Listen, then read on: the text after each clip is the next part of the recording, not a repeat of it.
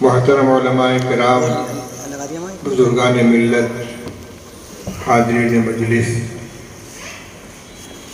یہ اجلاس جو تحقیق المسائل کے نام سے منعقد کیا گیا ہے، متعدد اکابر علماء کی زبانی آپ اس موضوع سے متعلق مختلف حصوں پر گفتگو سماعت فرما چکے ہیں۔ حضرت نبی کریم صلی اللہ علیہ وسلم نے ارشاد فرمایا تھا، يحمل هذا العلم من كل خلف عدوله ينفون عنه التأويل الجاهلين وتحريف الغالين وانتحال المبتلين، او كما قال رسول اللہ صلی اللہ علیہ وسلم۔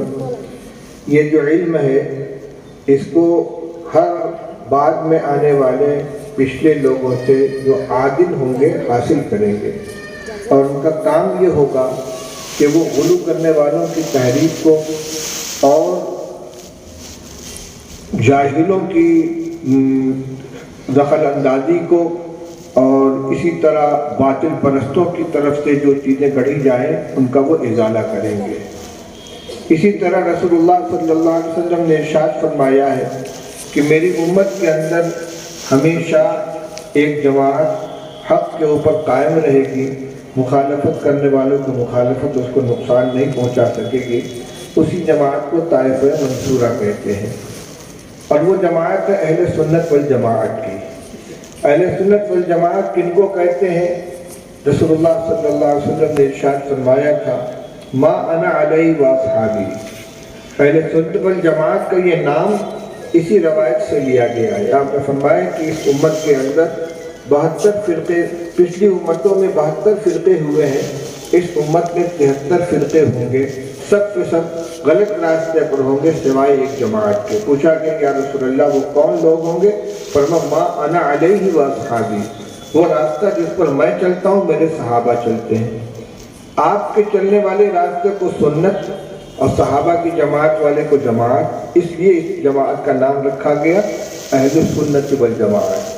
صحابہ رضی اللہ تعالیٰ عنہم کے دور سے وہ جماعت چلی آ رہی ہے، البتہ اس میں سے چھٹ کر لوگ الگ ہوتے چلے گئے، اور یہ عمل رسول اللہ صلی اللہ علیہ وسلم کی وفات کے بعد خلیفہ راشد حضرت علی رضی اللہ تعالیٰ عنہ کے دور سے ہی شروع ہو گیا تھا۔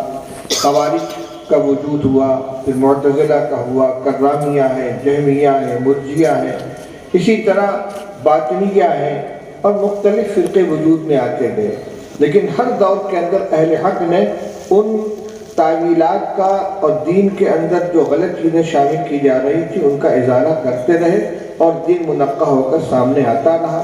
آج بھی الحمدللہ وہ دین اسی طریقے سے محفوظ ہے، اور اللہ کا شکر ہے کہ اللہ نے یہ شرف اس دور کے اندر اکابر علماء دیوبند کو عطا فرمایا ہے۔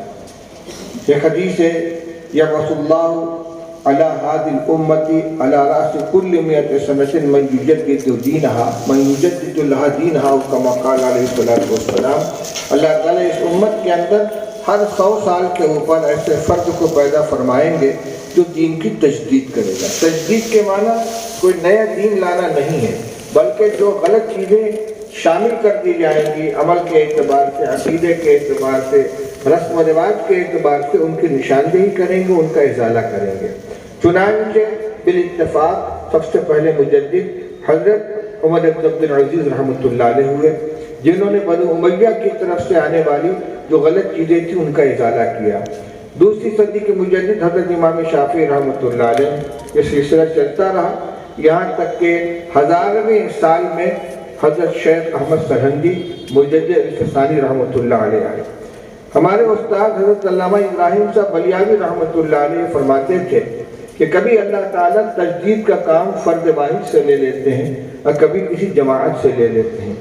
اس صدی میں اللہ تعالیٰ نے تجدید دین کا کام جماعت علماء دیوبند سے لیا۔ چنانچہ ہم دیکھتے ہیں کہ حضرت مولانا محمد قاسم صاحب نانوتوی رحمۃ اللہ علیہ، انہوں نے عقائد میں سناتن دھرمیوں کی طرف سے، آریوں کی طرف سے جو غلط چیزیں شامل کی جانے لگیں اور اسلام کے چہرے کو داغدار کرنے کی کوشش کی گئی، تو میلہ خدا شناسی میں اور مختلف مواقع پر ان کا ازالہ کیا، بھرپور مقابلہ کیا۔ حضرت گنگوئی رحمۃ اللہ علیہ نے تصوف اور فقہ اس کی تجدید فرمائی۔ ہمارے حضرت مولانا اشرف علی صاحب تھانوی رحمۃ اللہ علیہ نے بیک وقت فقہ و فتاویٰ، احسان السلوک اور جو اللہ تک پہنچنے کا راستہ ہے جس کو احسان کہتے ہیں اس کو اپنا موضوع بنایا اور پوری زندگی اس کے اندر لگا دی۔ حضرت مولانا مرتضیٰ حسن صاحب چاند پوری رحمۃ اللہ علیہ نے بریلویوں سے مقابلہ کیا، کھلے ہوئے چیلنج کے مناظرے کیے۔ حضرت مولانا رحمۃ اللہ صاحب کائنانوی رحمۃ اللہ علیہ نے عیسائیوں کا مقابلہ کیا اور یہ سلسلہ چلتا رہا۔ شیخ الہند حضرت مولانا محمود الحسن صاحب رحمۃ اللہ علیہ نے ایذاء الادلہ اور ادلہ کاملہ لکھ کر غیر مقلدین کی طرف سے مسلک حق کے اوپر جو اعتراضات کیے گئے ان کا جواب دیا۔ گویا یہ کام جماعت کے اوپر منقسم ہو گیا، کسی نے کسی پہلو کو اختیار کیا، کسی نے کسی پہلو کو اختیار کیا اور یہ سلسلہ چلتا رہا۔ آج بھی الحمدللہ یہ کام جاری ہے۔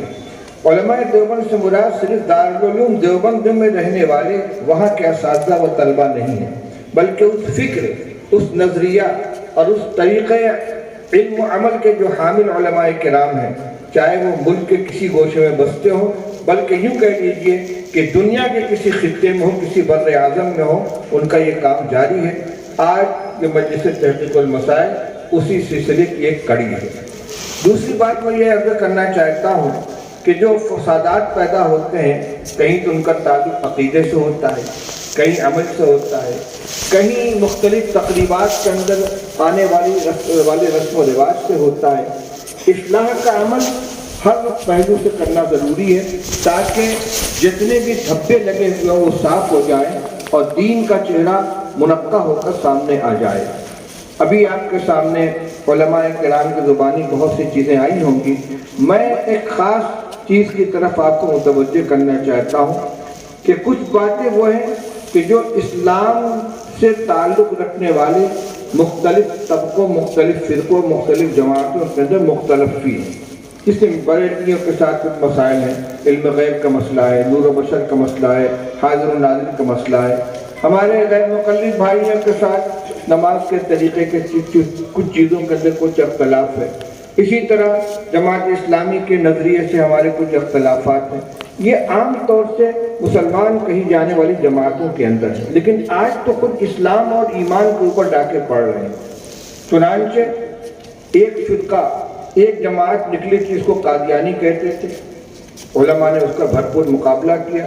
حضرت علامہ انور شاہ کشمیری رحمۃ اللہ علیہ تک جو خالص علمی آدمی تھے، انہوں نے بھی بیڑا اٹھایا، ابھاولپور کے مقدمے میں جا کر اہل اسلام کی نمائندگی کی، جس کے نتیجے میں الحمدللہ مسلمانوں کو کامیابی نصیب ہوئی۔ لیکن آج تو برساتی کیڑوں کی طرح مسلسل مدعیان مہذبیت، مدعیان نبوت کا ظہور ہو رہا ہے۔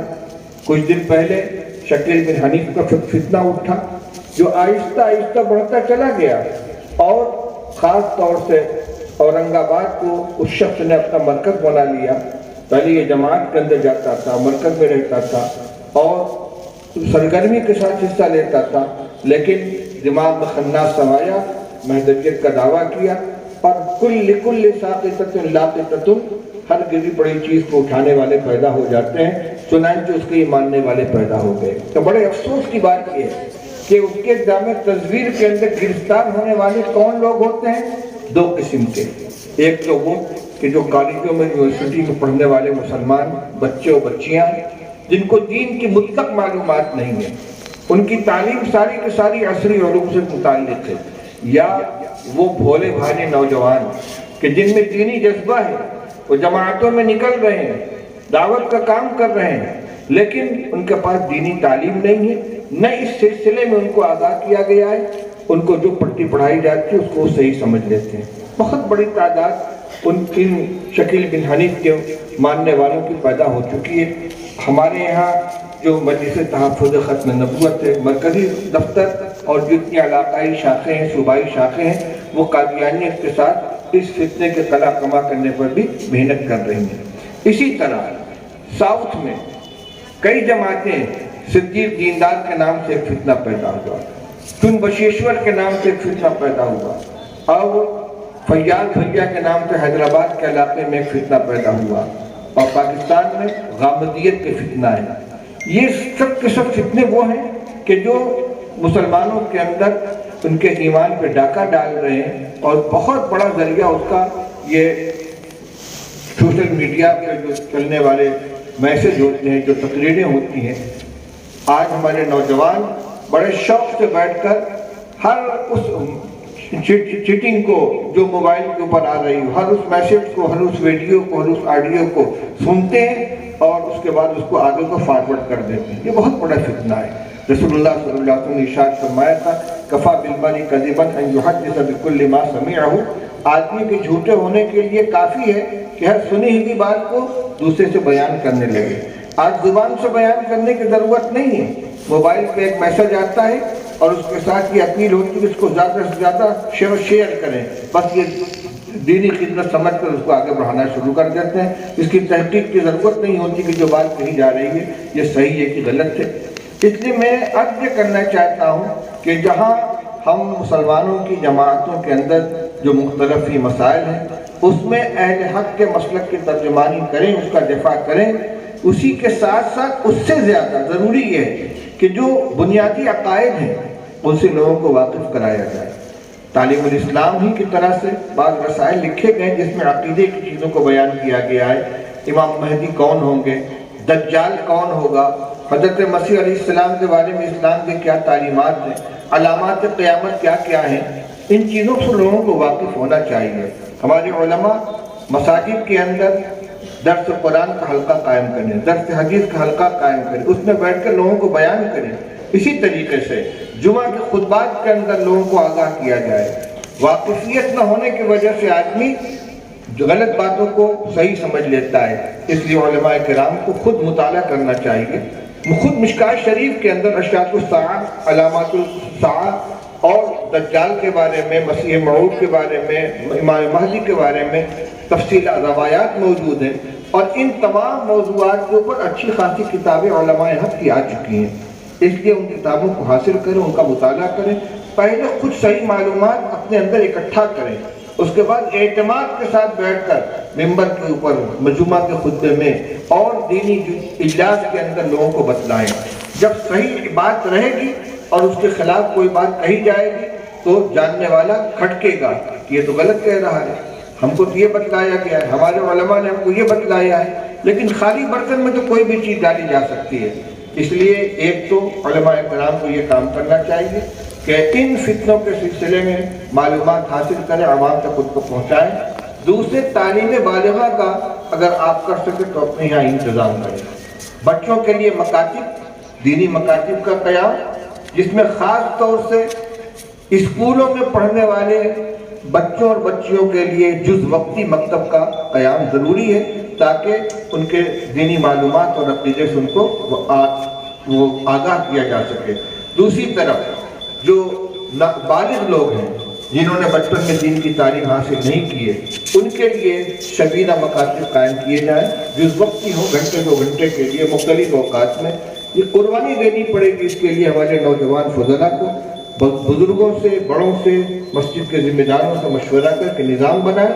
یہ اس وقت کی بہت اہم ضرورت ہے، اس کا ہونا ضروری ہے، ورنہ بھیڑیے پھر رہے چاروں جانب اور جو بے سہارا بکریاں ملیں گے انہیں اٹھا لے کے چلے جائیں گے۔ ان کو کھوٹے سے باندھنا ہے، ان کو صحیح عقیدے اور صحیح نظریے سے وابستہ کرنا ہے، اس کا آگاہ کرنا ہے، تاکہ ان کے سامنے جو کوئی نیا نظریہ آئے تو اس سے وہ چونکیں، بھاپ لے کہ ہم سے غلط بات کہی جا رہی ہے۔ تو میں اس اسٹیج سے اپنے ذمہ داروں سے، نوجوانوں سے، خاص طور سے فضلاء سے درخواست کرنا چاہتا ہوں کہ تحقیق المسائل کے عنوان کے تحت آپ کے جو موضوعات ہوں ان پر آپ گفتگو کیجیے، لیکن ایمان کی حفاظت، عقیدے کی حفاظت اور مسلمان کو مسلمان باقی رکھنے کی محنت آئندہ نسلوں کو بھی، موجودہ نسلوں کو بھی، یہ وقت کے سب سے زیادہ اہم موضوع ہے، اس پر بھی ہمیں کام کرنا چاہیے۔ میں معذرت چاہتا ہوں، بہت زیادہ دیر تک آپ سے گفتگو نہیں کر پاؤں گا، میرا آگے کا سفر ہے اور روڈ تک آنے جانے کا راستہ بہت بھیڑ کا ہے، بڑی مشکل سے میں نکل کر یہاں تک آیا ہوں، اور مجھے 1 بجے تک یہاں سے نکلنا چاہیے تاکہ میں ایئرپورٹ پہنچ سکوں اور عزیز ارشد صاحب کا، ان کے والد صاحب کا اور تمام حضرات کا شکر گزار ہوں۔ اللہ تعالی ہم سب کو عمل کرنے کی توفیق عطا فرمائے۔ جو سلسلہ چلتا ہے وہ چلتا رہے گا انشاءاللہ۔ ایک نکاح ہونا ہے، اس لیے عابد صاحب آ جاؤ بھائی۔